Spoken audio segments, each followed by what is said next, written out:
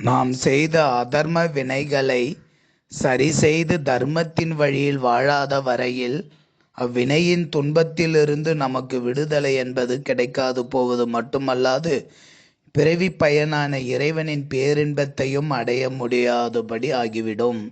எனவே நம்மால் ஒருவர் எவ்விதத்திலாவது பாதிக்கப்பட்டிருந்தால் நாம் உண்மையாக உளமாற நம்முடைய தவறினை உணர்ந்து பாதிக்கப்பட்டவரிடம் மன்னிப்பு கேட்டு நேயத்தோடு பயணிப்போம்.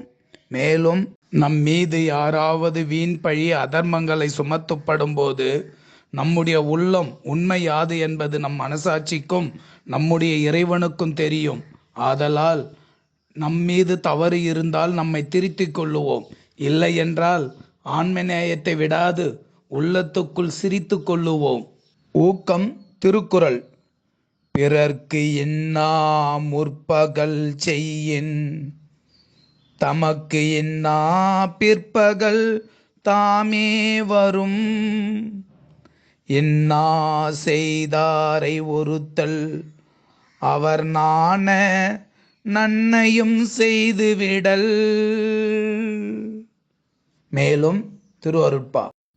அலியே அன்பரன்பே நல்லமுதே சுத்த அறிவான வெளியே வெளியில் என்ப நடம் புரியும் அரசே விதி ஒன்றும் தெளிகேன் தீங்கு பிறர் செய்யினும் தீங்கு நினையா திருவுள்ளந்தான் எளியே நலவில் நினைக்க ஒரு படுமோ கருணை எந்தாய் தீங்கு பிறர் செய்யினும் தீங்கு நினையா திருவுள்ளந்தான் எளியே நலவில் நினைக்க ஒரு படுமோ கருணை எந்தாய்.